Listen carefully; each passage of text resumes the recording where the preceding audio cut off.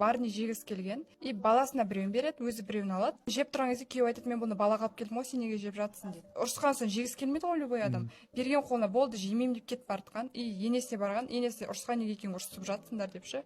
Осыны ол айтқан, енді жем келді ғой деп. Енесі айтқан, енді енесіне сөйтіп айтқан соң күйеуі айтқан, сен неге менің мамамды сыйламай жатсың деп ше.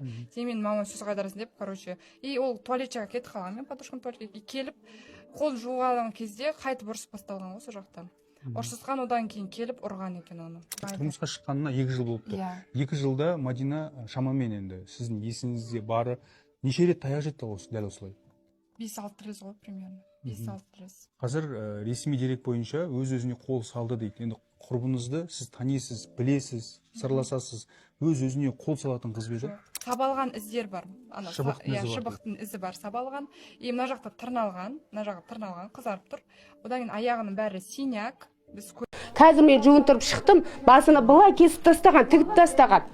Былайына басы жарылып жатыр, оны басын жарып өлтірген. Бізге әділдік керек. Оларды енесімен ол ұрады екен постоянно. Екеулеп ұрып, сол күні тоже солай жасаған. Бірақ олар өлтіріп тастаған. Еще былай олар өзін асыватыр деп өтіріктен видео алған. Ол видеода былай тұр.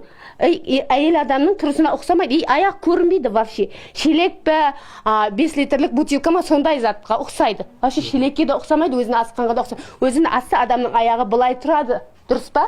Неге өзін асқан болса, неге сол жерде тұрмайды? Неге бізге сразу айтпайды? Өтірік айтып олар жасап тастаған. Мен әділдікті істеймін. Менің сестренкамды өлтіріп отыр. Кеше мен Өзбекстаннан келдік. Әжесі келді, мен келдім. Күйеуі жұмыс істегісі келсе жұмыс істейді, жұмыс істегісі келмесе жұмыс істемейді. Ол даже баласы түсіп қалған кезде ол қатты қан кетті одан. Күйеуінен ақша сұраған кезде күйеуі ақшам жоқ деп отказ жасаған ғой одан. Ол даже әйелін дұрыстап асырамаған ғой. Даже ол баласына бір бала әперу үшін Мадина мамасынан ақша сұрайды всегда. Ал ана 8 айлық бала ол баласы. Ол бала, иә. Одан кейін тағы бала. 2 рет мынау түсіп атқан екінші баласы ғой, алдырып тастаған ол екінші баласы. Мыналар қинап алдырып тастаған сияқты, потому что астынан қатты қан кетіп жатыр. Осы жол ма? Иә. Бұрын тағы бір баласы түсіп қалған. Мынау екінші баласы ғой түсіп жатқан. Негізі 3 бала негізі туу керек қой былайынан. Бірақ екеуі түсіп қалған. Сондай. Ол даже қарындасына барған, сол Мадиярдың қарындасы бар, соған барып көмек сұраған, ағаң айтшы мені ұрады деп. Ол қарындасы айтқан, енді өзің барып кешірім сұра, ағасын қорғаған ғой былай айтқан кезде. Ол ағасына дым айтпапты. Қорғасай әйел адам ғой деп. Сол айтқан кезде ағасы оны тыңдар ма еді? Ол бүкілі өздері істеп отыр ғой, сол жақта семьясы, туыстары жабылады екен мен подружкама. Всегда айтатын, андай, сен кетіп қала бересің, сен андай жаман келінсің, туыстар сондай әңгіме айтады екен. Ол маған сондай әңгіме айтты. Осы мен айттым, мен барып сөйлесейін да олармен дедім. Сосын айтты, керек емес деді, олар ертең мен өсекші деп айтады деді. Мен барып сөйлескім келген, мен күйеуіне барып та айттым, неге сен ұрасың әйеліңді деп ше. Ол дінде де харам етілген нәрсе, ол нәзік жанды әйел да. Оны зачем ұрып дедім. Сосын ол тұрады да, мен әйел адамды айтқан тыңдамаймын деп мық деп ештеңе дей алмай отырды. Ол маған жаза бастады, ұрады деп, ұрады, соғады, білгенін істейді деп. Одан кейін оларда андай не болады, короче, маған синяк, сондай суреттерін жібереді. Неше түрлі арткасында несін, короче, жіберген. Маған айтатын, ол енеміз ортамызға от салатын деп айтатын. Мен басында Мадияр маған көмектесіп жүрді дейді, бірақ артынан уже енем сен не қатыныңа көмектесіп жүрсің деп айтқан ғой. Сол кезде уже Мадияр маған деген отношениясы өзгеріп кетті дейді. Всегда мамасын қорғайды. Даже мамасын қорғаған кезде мені ұрып бастады дейді да. Сондай не істеген. Мадияр сізге хабарласты ғой, видеоларды өшіріп таста деп. Иә, өшіріп таста дейді. Ол ешқандай ода сожаление жоқ, андай өкініш сезімі жоқ. Маған айтады, спокойно отыр, мен баламды детдомға тастағым келмейді, сен өшіріп таста, келіп бәрін шешеміз дейді маған. Мен айттым, мына жақта біреудің қызынан айырылып отыр ғой бір ана, мен өшірмеймін дедім ештеңкені. Сен балаңнан айырылсаң, ол ана қызын қайтара алмайды деді мен оған. Ол сосын бүкіл сообщениямды чаттағы удалить етіп тастапты, даже мен сообщениям жоқ. Міне біз Мадинаның киімдерін алып бара жатырмыз. Ал енді қараңыздар, бізге мына кісі келіп тұр ғой. Ана кісілер алыңыздар деп тұр. Мен білмеймін, маған бәрібір. Шақырыңыздар, біреу бар ма? Полиция ма біреу шақырсаңыздар? Милиция шақырыңыз. Мадияр қайда? Мадиярды шақырыңыздар. Соның заттары ғой. Барни үшін күйеуі соққыға жыққан. Жамбылда 19 жастағы жүкті келіншектің өлімі тергеліп жатыр. Жамбыл облысында 19 жастағы Өзбекстан азаматы Мадина Рашид қызының өліміне қатысты тергеу басталды. Жас келіншек Меркі ауданында күйеуімен бірге шамамен 2 жыл тұрған, артында 8 айлық сәбиі қалды. Қайтыс болардан аз уақыт бұрын қыз бала кезекті жанжал болғанын айтып үйден кетіп ажырасқысы келетінін жазған. Бүгін Мадинаның туыстары мынандай ақпаратты келтірді. Білуімше, көшеден көрген солай алып қашқан.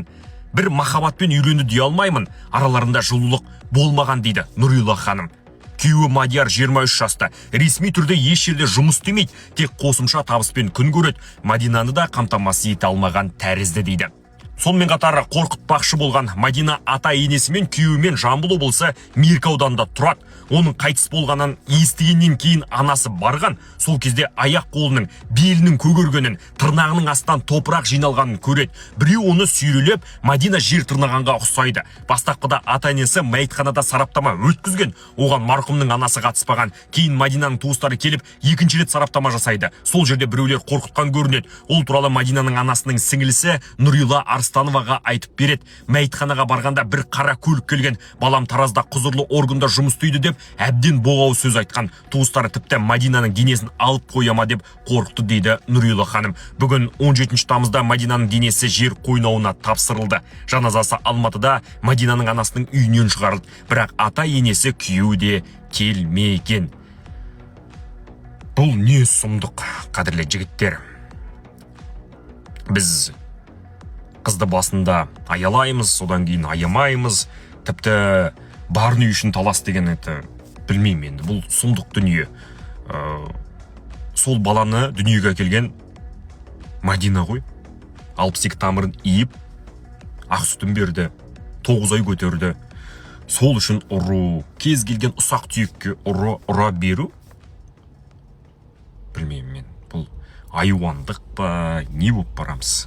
Жамбыл облысында 19 жастағы келіншек өзіне қол жұмсады. Оның артында 8 айлық сәбиі мен күйеуі қалды. Мадинаның өлімінен кейін оның құрбысына жазған хаттар желіде тарап, мәселенің түп төркіні қоғамда резонанс тудырды. Мадина құрбысына жазған хаттарында күйеуімен жанжалдасқанын және одан таяқ жегені туралы жазған. Марқұм енесі де жанжалға араласқаны, сондай-ақ күйеуінен кетіп ажырасуға ниеті бары туралы айтқан. Хатта оның Барни бисквиті үшін таяқ жегені туралы да сөз болған. Қызына әкелген тәттіні Мадина жеп қойғаны үшін күйеуі оны ұрып соққан. Қалайсың, сол бүгін жұмысынан аванс алыпты да, сосын соған алып келген ғой. Мен оны алдымда бірінші балаға арыстым ба, балаға андай қағазын ашмай, коробкасы болды Барнидің, соның коробкасын ашып, балаға 1 штук, өзіме 1 штук алдым да, өзінікін ашып деген ғой.